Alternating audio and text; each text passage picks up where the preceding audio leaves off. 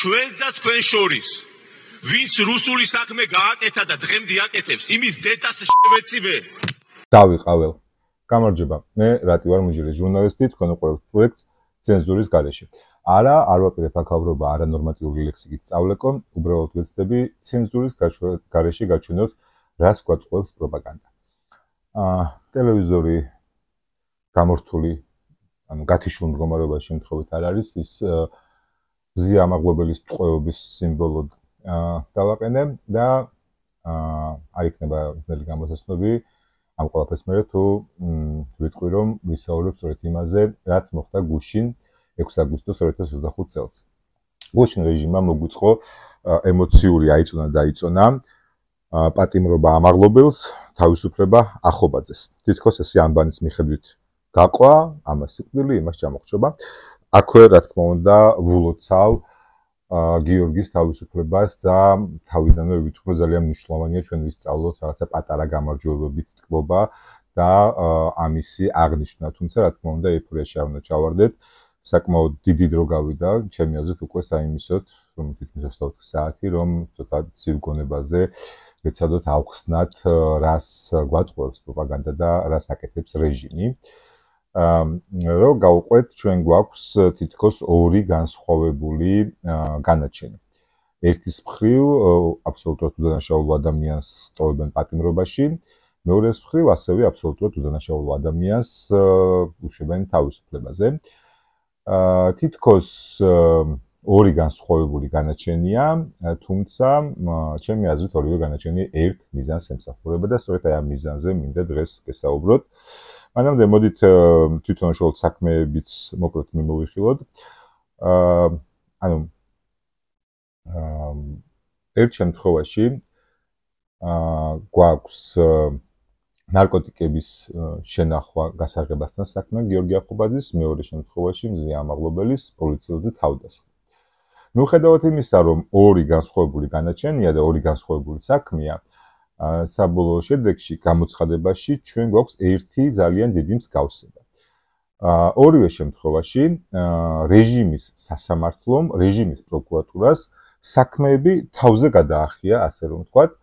მზია ამაღლობელის შემთხვევაში მოსამართლემ თქვა, რომ აი თქვენ პროკურატურა, რასაც ედავებით ამ ადამიანს, ის ამ ადამიანში უდანაშაულოა, თუმცა მე ვფიქრობ, რომ სხვა დანაშაული ჩაიდინა და აი ამ მუხლის მიხედვით მას უსჯი 2 წლით პატიმრობას.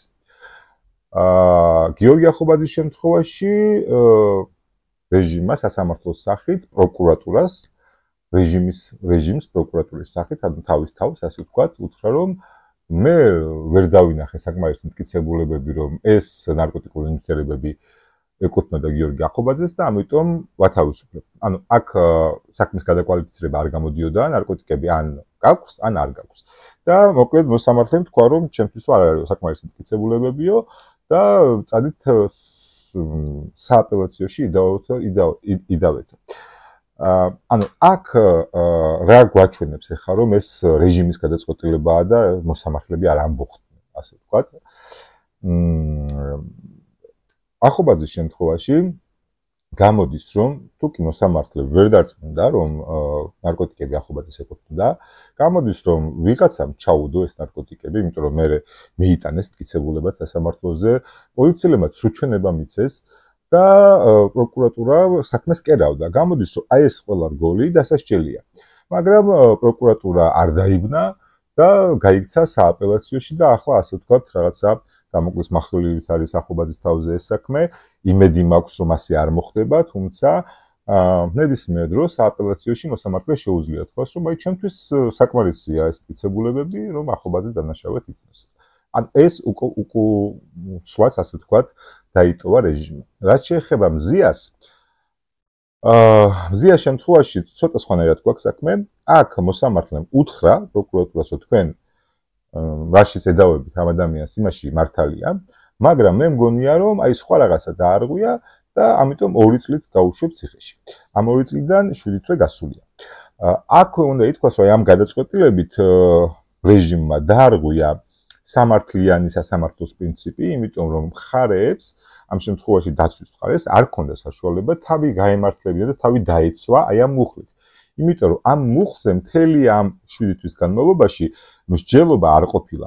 ანუ არ ქონდა მზიამაღლობელს და მის დაცვას საშუალება, რომ აი ამ კონკრეტულ მუხლზე, რომელშიც მოსამართლემ გაამტყუნა, თავი ემართლებინა და დაემტკიცებინა თავის სიმართლე. გარდა ამისა, ეს მუხლი, რომელთაც 2 წლით გაუშვა ციხეში, 2 წლიანი პატიმრობის გარდა ითვალისწინებდა ჯარიმას, შიდა პატიმრობას, ანუ შესაძლოა მზია თავისუფლებაზე გამოსულიყო, თუმცა არა, ის მაინც პატიმრობაში გაუშვეს და ეს ყველაფერი მოხდა იმისთვის, რომ დგებუაძეს ლოყა ეთკინა და დგებუაძეს, ასე ვთქვათ, ვერ აწყენინებდნენ. ეხლა მოდი გავყვეთ ზიას საქმეს თავიდან. ანუ იმ დროს, როდესაც პროტესტი, ასე ვთქვათ, აქტიურ ფაზაში არის და მიმდინარეობს აქტიური პროტესტი და მზადება გაფიცვისთვის, ბათუმში პოლიციის სამმართველოს გარე ცალკე მდგომ შენობაზე მზია აკრავს სტიკერს გაფიცვის შესახებ და მაშინ მას პირველად აკავებენ ადმინისტრაციული მუხლით. რომ რაღაც სახელმწიფო შენობაზე იერსახის დამახინჯება თუ რაღაცა ეგეთი. ჯერ ერთი მაშინ გაფიცვისკენ პოლიციასაც მოუწოდებდეთ და შესაბამისად ეს ჩემი აზრით ჯდება გამოხატვის თავისუფლებაში, მაგრამ ამას თავი დავანებოთ. მზიას მაშინ პირველად აკავებენ, შეყავთ განყოფილებაში და იქ ხდება მისი პირველი სიტყვიერი შეურაცხყოფა. ამის მერე მალევე უშვებენ გარეთ, იქ პოლიციის წინ აქცია გრძელდება, ამ ჩოჩკოლში გრძელდება მზიას განმეორებითი შეურაცხყოფა, მათ შორის დგებუაძის მხრიდან, სიტყვიერ შეურაცხყოფაზეა საუბარი და ამ დროს მზია დგებუაძეს სილას აწვის. დგებუაძე და სხვა პოლიციელები მას ძალადობრივად ძალის გამოყენებით აკავებენ, უკვე ეზოდან გვესმის დგებუაძის დაანონსება, რომ სისხლით დავიჭერ და შემდეგ შეყავს შენობაში. შენობაში ის აგრძელებს მზიას სიტყვიერ შეურაცხყოფას, იწევს რომ ფიზიკურად ცემოს, ფიზიკური შეურაცხყოფა მიაყენოს, თავისი ქვეშევრდომები აკავებენ მას, აჩერებენ, ის ვერ ახერხებს ფიზიკურ გასწორებას, მაგრამ ამ დროს აფურთხებს მზიას და აგრძელებს სიტყვიერ შეურაცხყოფას, იქვე გააცემს განკარგულებას, რომ წყალი არ დაალევინონ და ტუალეტში არ გაუშვან მზია. და აი აქ ძალიან კარგად ჩანს ფარისეულობა რეჟიმის, როდესაც ყურები გვაქვს გამოჭედილი, რომ ქართველობა და კაცობა და ასე შემდეგ თითქოს მათი ფასეულობა არის, აი ასე არაკაცურად და არაქართულად იქცევიან. და აქვე ახლა შეიძლება ვიღაცას გაგიჩნდეთ ესეთი კითხვა, რომ კი, მაგრამ სად არის ამის მტკიცებულებები, რომ დგებუაძე ასე იქცეოდაო. აბა, კარგად დაფიქრდით, იქნება თქვენით მიხვდეთ. თუ თქვენით ვერ მიხვდით, მოდით აბა აი ამ ვერსიას მოვუსმინეთ. პოლიციის შენობები, განყოფილებები აღჭურვილია სადამკვირვებლო კამერებით. ამ სადამკვირვებლო კამერების ჩანაწერების ამოღება დაცვის მხარესამართლოზე მოითხოვა.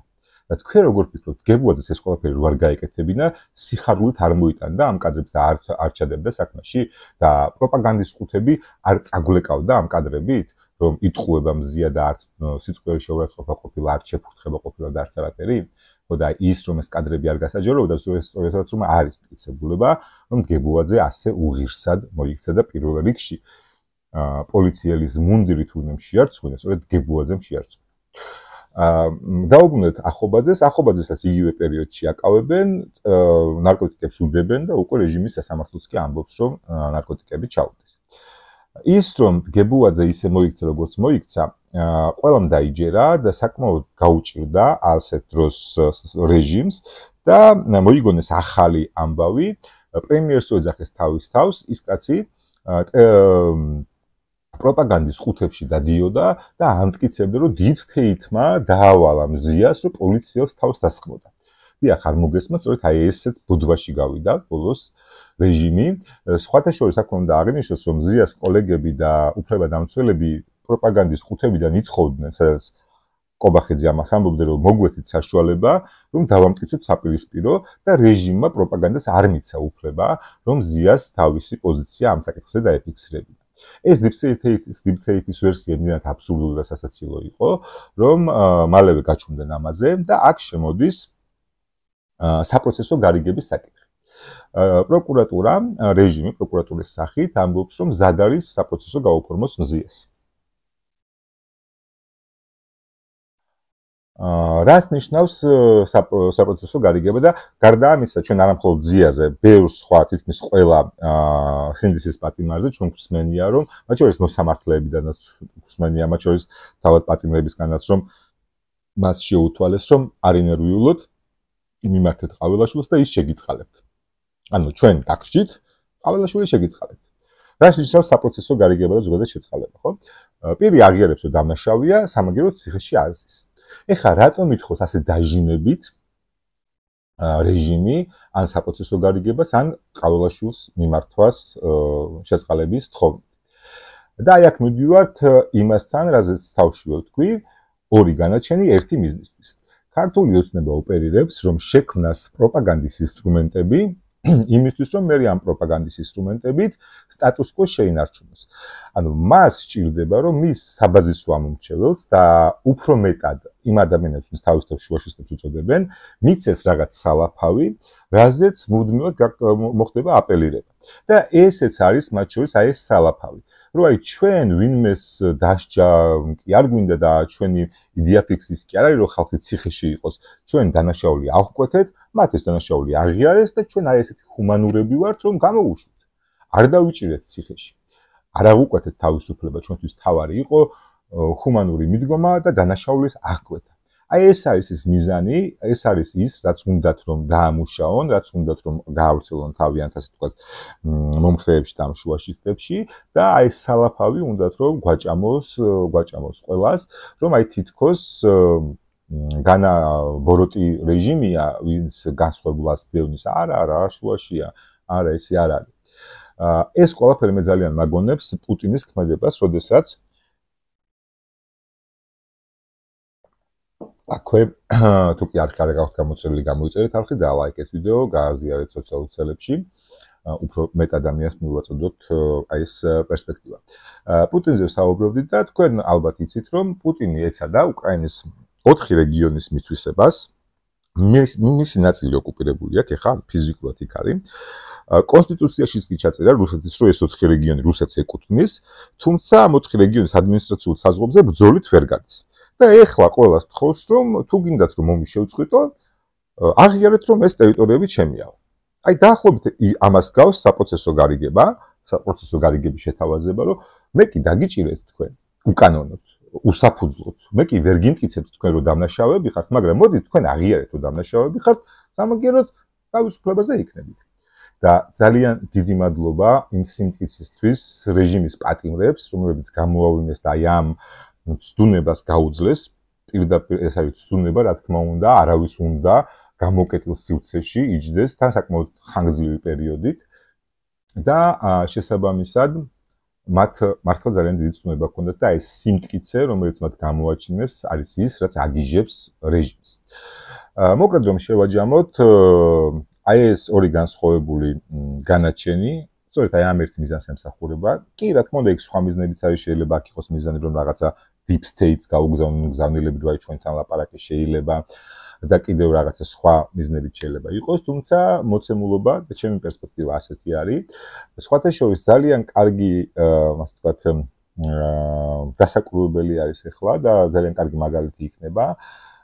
ნიკუშა ბედნერიკაციას და კიდევ 4 ადამიანის საქმე, რომელიც ანალოგიურად ნარკოტიკების ჩადებაზე არიან დაკავებული და აი ამ პერიოდში, აქციების პერიოდში, ჯერ წარმოგიდგენთ რა აბსურდია, როდესაც თქვენ ადგილზე თუ არ ყოფილხართ, ტელევიზორში მაინც გინახავთ, როგორი თავგანწირვა იყო ამ აქციებზე და პროტესტანტები, დემონსტრანტები როგორ შუბლით, ასე ვთქვათ, ასკდებოდნენ რეჟიმს და როგორ წარმოგიდგენთ, როდესაც ასეთ ბრძოლაში ხარ, ვინ ატარებს ჯიბით აი ამდენ ნარკოტიკს, რომ მე შეიძლება რაღაცა გასაღება შენახვაზე გედაო, ხო?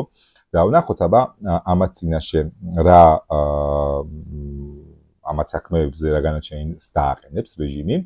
ჩემი აზრით ახლა დააკვირდება, თუ კი აი ეს ვისთვისაც არის ეს სალაფავი, ამ სალაფავს შეჭამს და დაკმაყოფილდება, მაშინ გააგრძელებს ტყვეების ყოლას.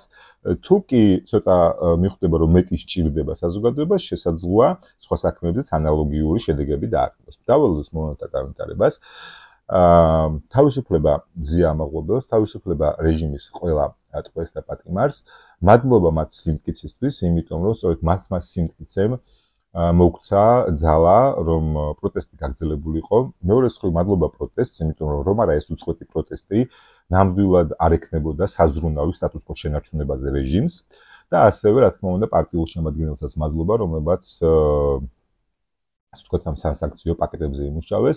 ჯამში სასანქციო პაკეტები, ზეწოვა შიგნიდან, უწყვეტი აქციები ქმნის ქვეყანაში ვითარებას, როდესაც რეჟიმი იძულებულია გადადგას ნაბიჯების სტატუს-კვოს შესანარჩუნებლად და რაც უფრო მეტ ნაბიჯს გადავადგმევინებთ, რომელიც ეს ნაბიჯი უკან გადადგმული ნაბიჯი არის, იმისთვის რომ სრულად არ ჩამოიშალოს და არ იფიქროთ ახლა რომ მე ამ ეტაპზე რაღაცა ილუზია მაქვს რომ მალე ჩამოიშლებიან, არა, საკმაოდ მყარად არიან, თუმცა ფაქტია, რომ სტატუს-კვოს შესანარჩუნებლად მათ რაღაცა ნაბიჯების გადადგმა უწევთ. შესაბამისად, აი ეს ნაბიჯი იყო, ჩემი აზრით, გუშინდელი დღე. ნახოთ, როგორ განვითარდება მოვლენები. მადლობა, რომ იყურეთ, მადლობა, რომ უყურებთ ზოგადად არხს. თქვენ კი, ვისაც ჯერ არხი არ გაქვთ გამოწერილი, გამოიწერეთ არხი და ლაიქეთ ვიდეო, გააშერეთ თქვენ სოციალურ ქსელებში. მადლობა, დროებით.